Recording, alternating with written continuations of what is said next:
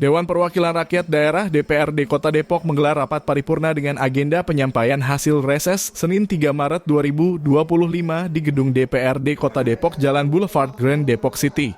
Dalam rapat paripurna dipimpin oleh Ade Supriyatna berserta para wakil ketua dan Wali Kota Depok Supian Suri didampingi Wakil Wali Kota Depok Chandra Rahmansyah. Rapat paripurna ini menjadi momen perdana bagi Wali Kota Depok Supian Suri. Sebelumnya pada tanggal 20 Februari, Wali Kota Depok Supian Suri dan Chandra Rahmansyah telah resmi dilantik oleh Presiden Prabowo Subianto di Istana Kepresidenan. Dalam sambutannya, Wali Kota Depok Supian Suri menegaskan komitmennya untuk mengemban amanah sebagai Wali Kota Depok dan menegaskan pentingnya melanjutkan pembangunan yang telah dilakukan oleh pemerintahan sebelumnya. Di hadapan anggota DPRD, Supian Suri memaparkan visi dan misi yang akan dilakukan dalam pemerintahan 5 tahun mendatang di Kota Depok. Ada beberapa program prioritas yang akan dilaksanakan dalam 100 hari kerja. Di antaranya program puskesmas gratis untuk pendaftaran dan pemeriksaan kesehatan untuk calon pengantin buat keluarga Depok. Hal tersebut dilakukan untuk mencegah angka stunting. Untuk program kedua, Supian akan menggerakkan toilet layak dan sehat di seluruh sekolah negeri di Kota Depok serta prioritas yang ketiga, pajak bumi dan bangunan, PBB gratis untuk NJOP. Nilai jual objek pajak di bawah 100 juta rupiah dan penetapan Depok Lama sebagai kawasan yang dilestarikan. Kami juga akan memberikan PBB gratis untuk heritage bangunan-bangunan yang masuk di dalam kawasan Depok yang dilestarikan, kata Supian Suri. Selanjutnya, program prioritas keempat adalah memberikan kesempatan jualan yang sama untuk UMKM dengan memberikan tempat yang gratis di fasilitas umum pemerintah Kota Depok, salah satunya di alun-alun. Dan yang kelima, kita akan upayakan gerakan pasar murah dalam upaya mencairkan inflasi dan menyambut bulan suci Ramadan serta Idul Fitri 1446 Hijriah di 11 kecamatan, ungkap Supian Suri. Tentunya banyak program yang dijalankan dan banyak alokasi anggaran yang harus kita fokuskan. Untuk itu dalam kesempatan baik ini sekali lagi kami mohon dukungan dari pimpinan, wakil pimpinan dan anggota DPRD yang terhormat untuk sama-sama kita fokuskan program anggaran kita untuk bisa menyelesaikan permasalahan-permasalahan yang tadi saya sampaikan. Kemudian di bidang ekonomi kami akan upayakan bagaimana upaya jualan sama-sama UMKM naik kelas. UMKM adalah motor penggerak ekonomi kota. Kami akan melakukan kurasi dan intervensi secara tepat dan menyiapkan fasilitas jualan sama-sama dengan menggratiskan tempat-tempat fasilitas umum buat UMKM berjualan. Selanjutnya adalah pengelolaan lahan pertanian modern per kecamatan. Kami berharap Kota Depok dengan keterbatasan ruang masih dapat mensupport hasil-hasil pertanian yang juga menyongsong apa yang menjadi program Pak Presiden makan bergizi gratis yang juga bisa kita support dari ruang-ruang kecil sehingga kebutuhan akan sayur mayur bisa kita siapkan dari ruang yang kecil dengan metode pertanian yang modern.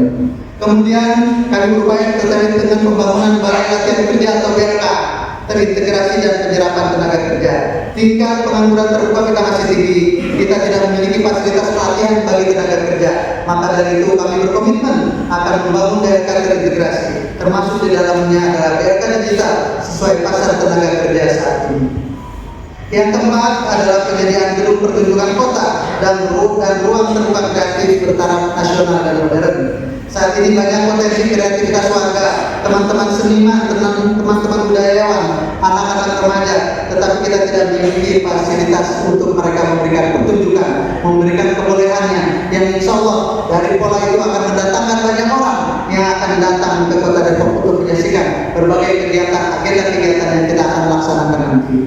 Usai acara paripurna, anggota DPRD Kota Depok Binton Nadabdab memberikan apresiasi dan siap mengawal visi dan misi dari Wali Kota Depok Supian Suri dan Chandra Rahmansyah. Ya, yang pertama kita bersyukur ya hadir Bapak Wali Kota Supian Suri dan Bapak Wakil Wali Kota Pak Chandra di paripurna pertama sejak Wali Kota ya dilantik dan setelah retret dari Magelang dan banyak yang hadir juga. Memang tadi kita mendengar ada gangguan sedikit lah, kalau mic ini harus saya kasih tahu. Semoga ini tidak menjadi kejadian yang kedepannya, karena kan kurang fokus jadi orang mendengar, dan Bapak Wali Kota juga sedikit terganggu suaranya waktu menyampaikan visi misinya. Koreksinya ke siapa itu? Ya otomatis siapa yang bertanggung jawab. Saya nggak bilang siapa yang bertanggung di situlah. Kalau sebagai pimpinan kan udah tahu dia siapa yang bertanggung jawab. Kedua, pidatonya sangat bagus. Jadi visi misinya disampaikan, ada yang 100 hari ke depan nanti pasti akan dinilai masyarakat ya. Gitu. Jadi masyarakat luas bisa mendengar apa yang dijanjikan janji politik wali kota, dan akan dinilai juga oleh semua selain stakeholder masyarakat apa yang menjadi prioritas utama di kepemimpinan beliau 100 hari ke depan. Kalau kami sebagai anggota Dewan Pendukung otomatis mendukung, mendorong, mensupport dan mengawal agar bisa merealisasikan, dieksekusi semua apa yang disampaikan dengan skala prioritas-prioritas yang dibutuhkan masyarakat maupun diharapkan wali kota dan wakil wali kota bisa melakukan itu dengan pertimbangan-pertimbangan yang sudah matang. Gitu ya. DPRD dalam hal ini saya melihat tadi reaksi masyarakat, tepuk tangan yang penuh dengan harapan, penuh dengan kebanggaan bahwa wali kota sekarang mudah sebenarnya untuk merealisasikan itu. Kenapa mudah? Karena wali kota yang sekarang itu sudah dibekali oleh ya wawasan kebangsaan, nasionalisme, tata kelola pemerintahan, dan yang memberikan paparan-paparan, makalah dan pembinaan-pembimbingan dilakukan oleh menteri di presiden, wakil presiden, ya kan? Termasuk juga oleh menteri-menteri terkait bagaimana menggunakan anggaran pemerintah daerah. Yang pasti sebenarnya dia sudah mendapatkan bagaimana ada kekompakan di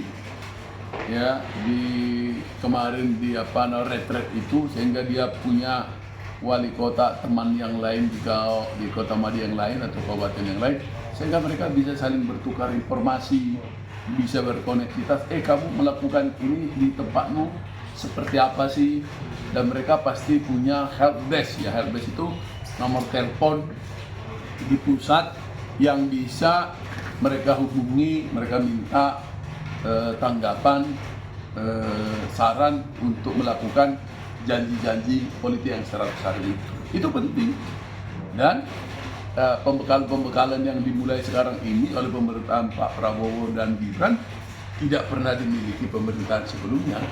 Yang kedua, untuk merealisasikan janji politiknya Pak Wali Kota Sofyan Suri saya kira nggak sulit, karena beliau bekas birokrat, pernah jadi sekretaris sekda, sekretaris daerah di Kota Depok, dan cukup lama. Dari sisi ASN mereka kan berkarir dari periode yang terbawah di level dia sampai hingga puncak karir ASN-nya itu. Jadi saya meyakini bahwa beliau mampu merealisasikan itu. Ya kontribusi atau kontribusi yang buat UMKM mungkin kalau bagi mereka ada, bagi mereka yang tidak ada mungkin ini harus dicatat ya, ini ditulis di kantor. Kan masalah kita sekarang tempat usaha UMKM-nya di mana? Kalau boleh di perkecamatan, tanah-tanah yang nganggu, tanah-tanah pemerintah punya milik Pemda yang belum bertuan, yang belum dikelola, dimaksimumkan, dipergunakan, dibangun tempat-tempat kios UMKM. Yang kedua, nih tolong nih, yang kedua nih dicatat nih, karena saya punya pengalaman 31 tahun di Bank BUMN, Bank BRI, maka pemerintah Kota Depok ini tadi mau saya sampaikan sebenarnya di paripurna itu, cuman kan waktu cepet. Jadi bahwa seluruh bank baik BUMN, baik BUMD swasta yang beroperasi di wilayah Kota Depok wajib dilibatkan untuk mendukung program pemberian kredit atau UMKM, KUR, kredit untuk rakyat, atau bantuan-bantuan yang lainnya di seluruh Kota Depok. Karena bank-bank yang ada selevel tingkat cabang maupun jajaran ke bawahnya kan mereka kan cari makan di Kota Depok, laba perusahaan mereka itu dari masyarakat Depok. Masyarakat Depok kok yang diambil penabung, peminjam, sehingga mereka harus memberikan manfaat dong ke wali kota, ke Pemda atau DPRD, bisa memanggil BUMN yang lainnya untuk ikut dengan wali kota, atau wali kota memanggil seluruh bank yang terkait untuk bekerja sama untuk membantu buat naik kelas UMKM itu, gitu. Ciptakan usaha-usaha baru, jenis-jenis usaha baru, makanan-makanan baru, makanan-makanan lokal. Ya, contoh dodol. Khas Depok ya. Dodol kita beli kalau di bandara dodol apa? Dodol Garut. Kenapa nggak ada dodol Depok? Padahal dodol Depok itu sejarah banget itu. Iya. Sangat, katanya secara mitos, kalau itu dalam keadaan marah-marah, emosi, nggak redo, nggak ikhlas, katanya bisa nggak jadi itu dodol. Katanya begitu, ya kan? Saya kan ada di warga Depok.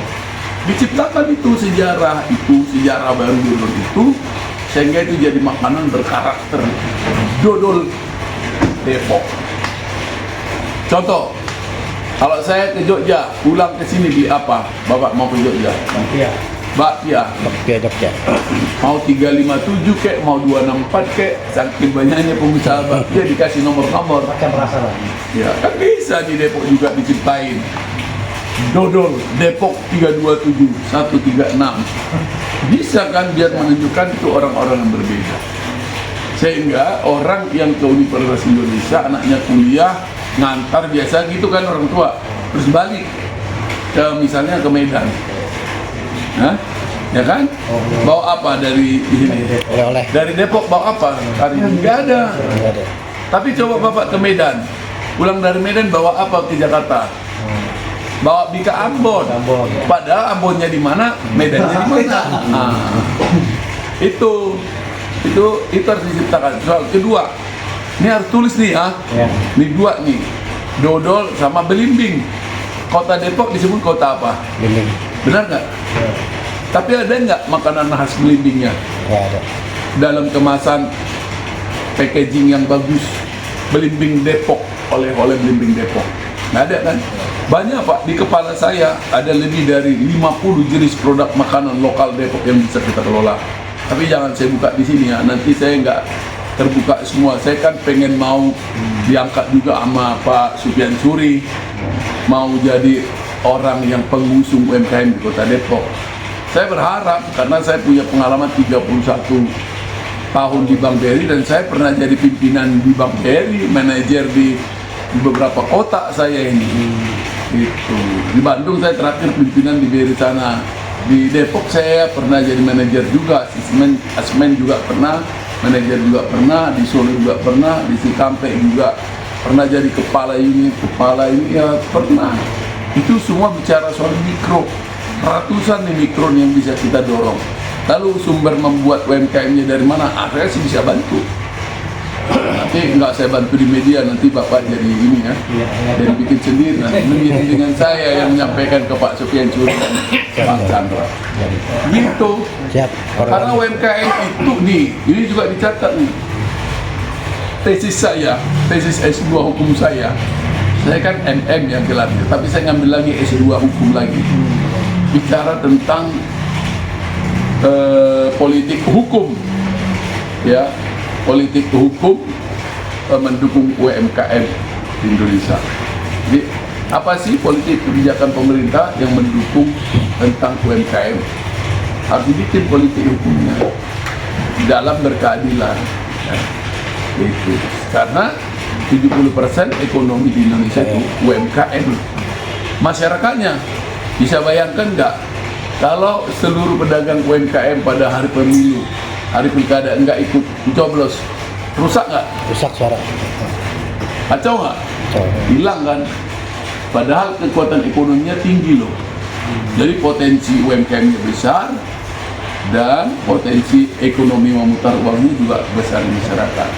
Jadi UMKM itu semua rata-rata orang pemerintah ya slogannya ayo kita mendukung UMKM. Tapi dukung UMKM Gimana? jualan seperti apa? Coba nih UMKM di depan Indomaret, di depan Superindo, bayar loh Pak. Kan ada tuh yang pedagang itu kios-kios kecil 5 Pak 6 orang. Hah? Stand UMKM katanya berpihak, tapi bayar tuh 300.000. Harusnya gratisin dong. Yang bayar siapa? Pemda Depok.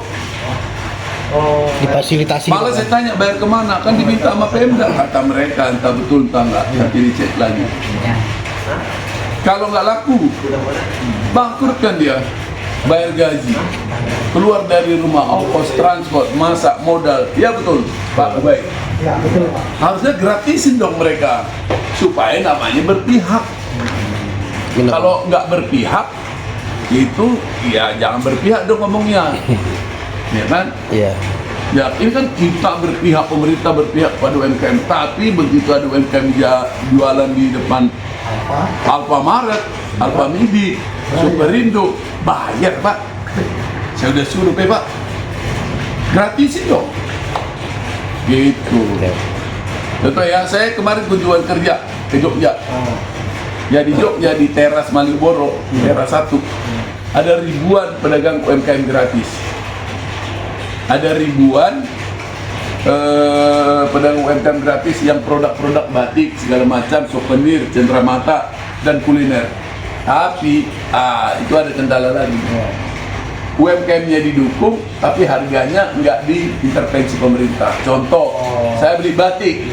Awalnya saya tanya, berapa ini Pak batik? Dia bilang 300. Tahu nggak jadinya berapa? Karena saya tawar-tawar, saya nawar kayak inang-inang juga kan.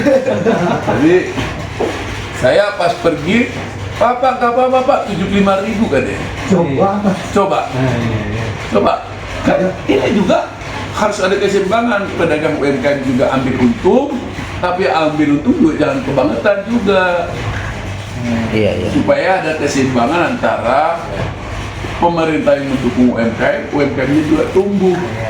Ini ilmu loh Pak, ini pengalaman saya, karena ini saya sudah lakukan observasi di beberapa tempat di Indonesia. Saya sampaikan bahwa saya sekali lagi mantan kerja di Bank BRI, di UMKM, di mikro saya lama, ya mikro. Jadi kalau kita berpihak tau nggak? Kalau berpihak tuh kita ya udah rangkul. Jadi jangan omongannya berpihak, tapi prakteknya enggak. Itu tuh yang harus dilakukan di Depok. Masih banyak yang lain Pak. Coba nih, hari Minggu kita misalnya, satu di Depok itu, di mana sih olahraga, rute jalan yang benar untuk olahraga? Kalau pengunjung coba, kalau saya ke Jogja, saya pasti lari di mana? Malioboro. Masuk lahan untuk semua masyarakat. Di Depok ada nggak sepak bolanya? Lapangan sepak bola gede? Ya, Merpati doang. Gede nggak? Kecil. Harusnya kan gede, dibuat satu stadion, di sekitarnya pedagang UMKM. Pas hari Minggu kita lari-lari pagi, atau di sekitar Margonda ujung ke ujung harusnya bisa lari-lari tuh. Pedagang UMKM ada dibuat di mana satu lokasi pojok mana. Adanya di GDC. Tapi kan Sampai ke GDC yang Taman sana kan, yang itu kan kerja di jalan raya aja tuh berantakan tuh, saya lihat pedagang-pedagangnya itu. Ya kan? Memang itu lokasi UMKM. Yang pedagang-pedagangnya kan di pinggir-pinggir jalan juga. Nggak ditata ya? Hah? Nggak disiapkan. Iya, harusnya disiapkan di sana sehingga bisa olahraga orang lari ke sana gitu loh. Jadi ada juga orang mau kuliner jadi olahraga, atau orang mau olahraga sekalian mau kuliner. Itu harus simbiosis mutualisme. Jadi harus diciptakan tempat antara objek dan subjek pemakai ya dan memproduksi, harus diciptain. Jadi jangan bilang UMKM tapi dagangnya semua minyak goreng. Siapa? Atau makanya cuman apa namanya di sini apa makan gudeg misalnya atau Gado misalnya. Hah? Gado misalnya. Gado-gado harusnya diciptain makanan baru yang seperti saya bilang itu. Ini yang kita bicara UMKM karena saya memang ahli di bidang UMKM. Bagaimana nggak saya 31 tahun di bank dari BRI lagi, ya. Mudah-mudahan aja Pak Sufyan Tjuri ngajak saya terlibat nanti di bidang UMKM. Pasti saya bantu dengan pengalaman saya di berbagai kota di Indonesia. Ini boleh aja ditulis, silakan aja, ya kan? Ya Bapak, kan saya kan mengundurkan diri dari BRI ingin berbakti lebih luas lagi daripada selama ini saya di kota-kota. Saya mengundurkan diri dari BRI, pensiun dini, maju ke partai politik loh Pak, di umur 50 tahun. Kalau Pak Sufyan Tjuri kan juga mengundurkan diri juga, sama kayak dia kehidupan saya, makanya saya total habis dukung dia. Jadi saya pikir saya sudah mempertaruhkan hidup saya maju untuk DPRD. Tadinya mau DPR RI, cuma peluangnya kecil dari partai kita, jadi saya masuk ke DPRD.